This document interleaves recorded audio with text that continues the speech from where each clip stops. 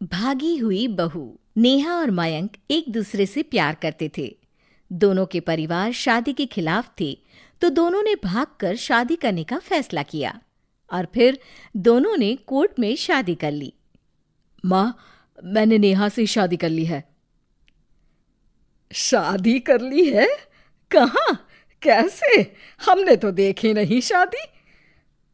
माँ, हम लोगों ने भाग कर शादी की है। अच्छा जी, तो ये लड़की घर से भागी हुई है और अब मेरे घर की बहू बनेगी। अरे ना जी ना, मैं ऐसी लड़की को कभी अपने घर की बहू ना बनाऊं जो भाग कर शादी करती है। अरे मोहल्ले आस पास सब जगह इज्जत है हमारी। माँ, अगर मैं भागी तो मयंक के लिए भागी ना। और मयंक और मैं स्कूल के समय से प्यार करते हैं, इसमें गलत क्या है? तभी नेहा को ढूंढते उसके मम्मी पापा भी वहां आ जाते हैं। दोनों के गले में वरमाला देखकर नेहा की माँ बोल पड़ती है। हे भगवान, ये क्या हो गया? वो जोर जोर से रोने लगती है। नेहा, तेरे लिए हमने इतना अच्छा रिश्ता पक्का किया था। मयंक में क्या है? अरे ना तो कमाता है, ऊपर से नशा भी करता है। अरे क्यों शादी की तूने इससे? तू तो हमारी इकलौती बेटी है बेटा। अरे देखिए बहन जी, मेरे बेटे के लिए कुछ कहने की जरूरत नहीं है। हाँ, हम नहीं आए थे आपकी बेटी का हाथ मांगने।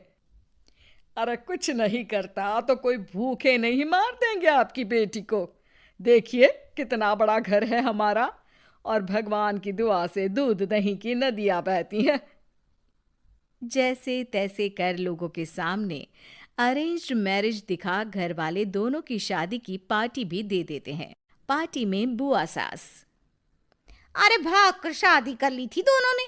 लड़की को देखो, शक्ल से तो चालाक लग रही है। क्या? अरे पर रीटा बहन तो बोल रही थी कि दोनों की अरेंज्ड मैरिज है।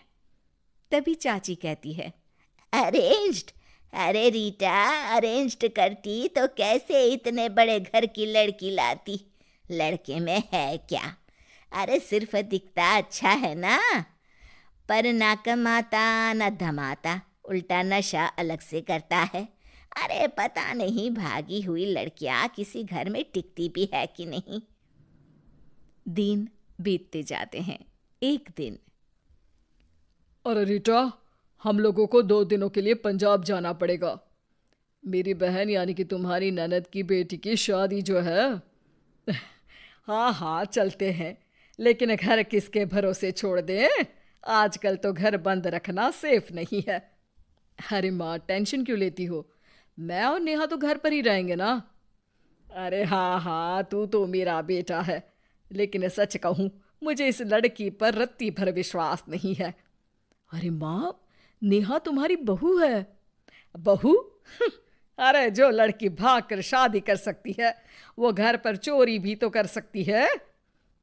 मयंक को माँ की बात का बड़ा बुरा लगता है। वो नेहा की तरफ देखता है जिसकी आंख में आंसू भरे होते हैं। माँ जी, आप अपनी अलमारी में ताला लगा लो। हाँ हाँ, तो वो तो लगा ही दूंगी, लेकिन कहीं तू घर का बाकी का सामान भी। अरे भाई, भागी हुई लड़की का क्या भरोसा। धीरे धीरे दिन बीतते हैं। एक दिन नेहा घर के बाहर गार्डन में पेड़ों को पानी दे रही थी, तभी पड़ोस की बहू। अरे नेहा, कैसी हो? बहुत सुना है तुम्हारे बारे में, लेकिन तुम तो दिखती ही नहीं हो। हाँ, वो बस घर का काम करने में समय ही नहीं मिलता।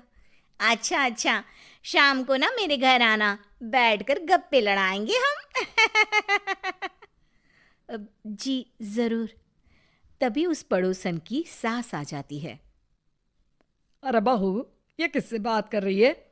अरे माँ जी, ये ना शर्मा आंटी की बहू नेहा है, जो मयंक भैया की बीवी है। हाँ हाँ, बस सबको पता है ये कौन है और कैसी है।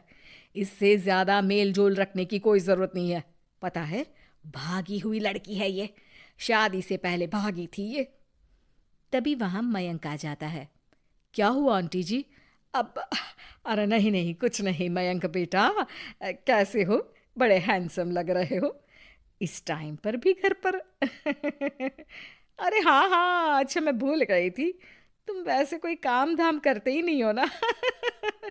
अच्छा ठीक है, चलो फिर मिलते हैं।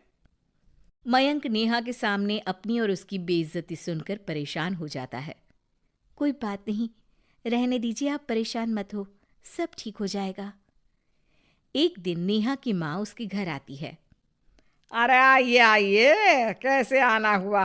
नेहा को लेने आई है क्या? अरे नहीं नहीं बहन जी, अब तो नेहा मयंक की बीवी है, मैं तो उसे करवा चौथ देने आई थी। माँ ने सास और नेहा को सोने का सेट दिया, खाने पीने के ढेर सारे सामान देकर कहती है, बहन जी, मैंने ये सब अपनी बेटी की किसी कामकाजी अच्छे पढ़े लिखे परिवार के लड़के से शादी करने के लिए रखा था, लेकिन नेहा को मयंक पसंद था तो उसकी शादी अच्छे से नहीं कर पाई। अरे बस बस, हम लोगों को सुनाने की जरूरत नहीं है, मेरे मयंक ने भी अच्छी पढ़ाई लिखाई की है। वैसे संस्कार तो दिए हैं कम से कम मैंने अपने लड़के को, वरना कौन अपनी बेटी को भागने के संस्कार देता है? आपकी बेटी ने तो भाग कर शादी की है। माँ को सास की बात का काफी बुरा लगता है, वो वहां से चली जाती है। नेहा भी माँ का दिया सारा सामान लेकर अपने कमरे में चली जाती है। एक दिन, अरे नेहा, तेरी माँ ने जो मुझे वो बड़े बड़े सोने के जेवर दिए थे ना, वो वापस कर मुझे। उस दिन तो मैंने कुछ कहा नहीं था, जरा ला कर तो दे, मैं अपनी बेटी को दे दूंगी। तभी वहां मयंक हाथ में मिठाई का डिब्बा लेकर आता है। अरे क्या हो गया, तुझ जैसे निठल्लू की नौकरी लग गई क्या?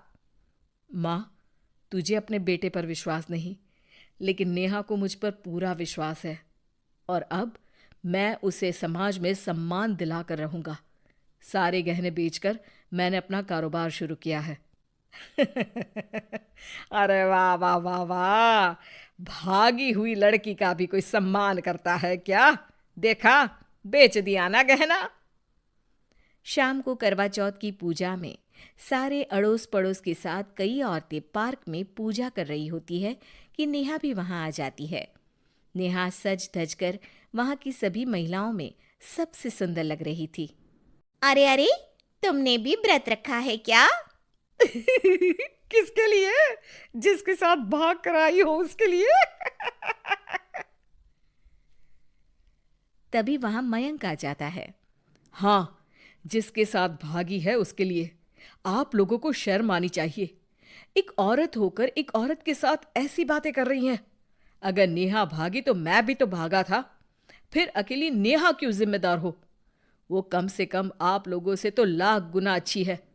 आप लोगों ने एक अच्छे पैसे कमाने वाले इंसान से शादी की, लेकिन मेरी बीवी ने मुझ जैसे लड़के पर विश्वास कर ना सिर्फ मुझसे शादी की, पर मुझे ठीक राह पर भी लेकर आई। तो हाँ, जितनी नेहा जिम्मेदार है भागी हुई कहलाने को, तो मैं भी भागा हुआ ही हूं, लड़का हूं, तो इसका मतलब ये नहीं कि मैं जो करूं वो ठीक हो। सभी को मयंक की बात समझ में आ जाती है। वो नेहा को गले लगाकर साथ में पूजा करने लगते।